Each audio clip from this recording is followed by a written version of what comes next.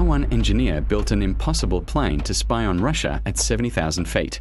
In the 1950s, the Cold War was a war of shadows. The Soviet Union was a vast, impenetrable mystery. President Eisenhower needed to know one thing. Was Russia preparing for a surprise nuclear attack? He needed eyes deep inside the Iron Curtain. But Soviet air defenses were lethal. Any spy plane flying at a normal altitude would be shot down. The US military needed a plane that could fly higher than any Soviet fighter or missile. They needed a plane that could fly at 70,000 feet. At this altitude, 13 miles up, the sky turns black. The air is too thin to support a wing. The engines are too starved of oxygen to function. The aviation industry said it was impossible. One man said they were wrong. His name was Clarence Kelly Johnson. Johnson was the legendary, rule-breaking chief of Lockheed's Skunk Works. He was an engineering genius who worked in total secrecy.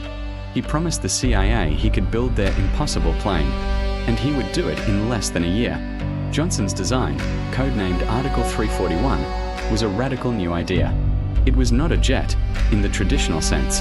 It was a high-performance glider, with a powerful jet engine strapped to it. To save weight, everything was stripped away. It had no radar. It had no weapons. It didn't even have traditional landing gear. The wings were enormously long, like a giant bird's. They were so long and fragile, they could barely hold the fuel. The plane's skin was razor thin. The pilots were another problem. At 70,000 feet, if the cabin lost pressure, their blood would boil. So, Johnson's team helped invent the first full-pressure spacesuits. This new aircraft was nicknamed the Dragon Lady.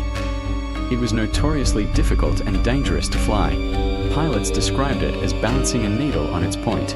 It was officially designated the U-2. In 1956, the missions began. The U-2 flew deep over the Soviet Union, untouched.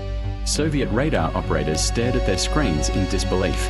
They saw a target, higher than anything they thought possible. They scrambled their best MiG fighters. The Soviet pilots would climb until their engines flamed out.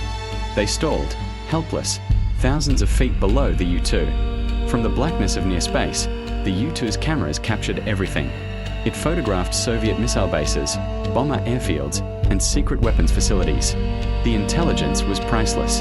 It proved the feared bomber gap was a myth. The plane that could not be built was now the most valuable weapon in the Cold War. Kelly Johnson's impossible idea had torn a hole in the Iron Curtain.